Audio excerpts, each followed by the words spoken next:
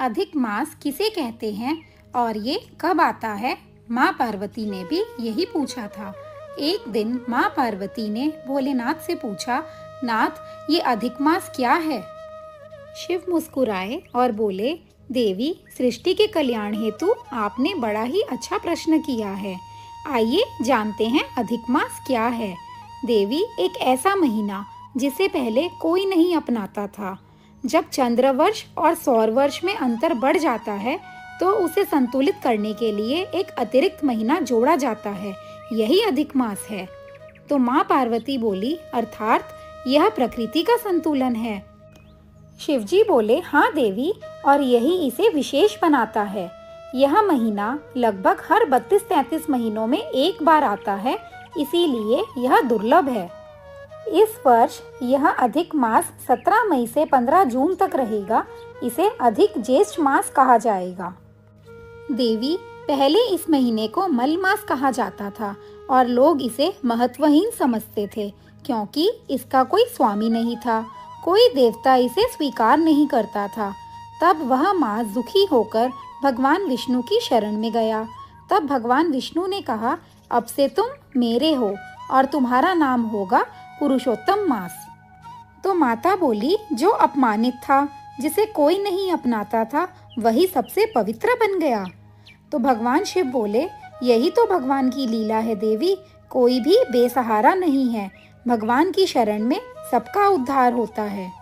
तो माँ पार्वती अब और भी उत्साहित हो गईं और पूछने लगी, प्रभु, ये 33 मालपुए दान करने की परंपरा क्यों है? भगवान शिव बोले, देवी, 33 संख्या का संबंध 33 कोटि देवताओं से माना जाता है। 12 आदित्य, 11 रुद्र, 8 वसु और 2 अश्विनी कुमार। इसलिए 33 की संख्या में दान करना समस्त दिव्य शक्तियों को समर्पण का प्रतीक माना जाता है। हालांकि शास्त्रों में 33 मालपुए का निश्चित नियम नहीं बताया गया। यह एक लोक परंपरा है। माँ पार्वती, अर्थात भाव ही सबसे महत्वपूर्ण है।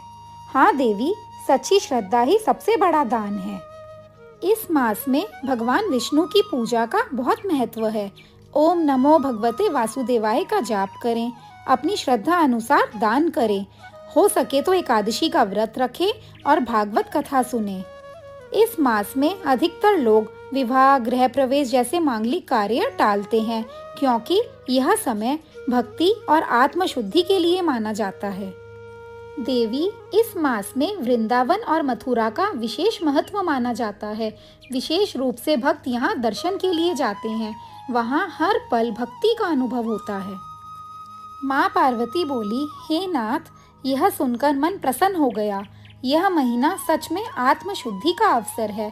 मैं भी भक्ति का संकल्प लेती हूँ। तो शिवजी बोले, और यही इसका संदेश है, भक्ति, दान और श्रद्धा से जीवन को पवित्र बनाना। यह अधिक मास एक दुर्लभ अवसर है जो हर 32-33 महीनों में आता है, जो इस वर्ष 17 मई से 15 जून तक रहेगा। इस समय को व्यर्थ ना जाने दें। जाप करें, जितना हो सके दान करें, क्योंकि इस महीने में किए गए दान का करोड़ों गुना फल मिलता है। और भगवान विष्णु का स्मरण करें। वीडियो को शेयर करें और ऐसे ही ज्ञान के लिए चैनल को सब्सक्राइब करें। तो ऐसे ही शिव पार्वती के अनमोल वचन सुनने के लिए और भक्ति में डूब जाने के लिए भक्ति में डुबकी को सब्सक्राइब कर दीजिएगा। हर हर महादेव।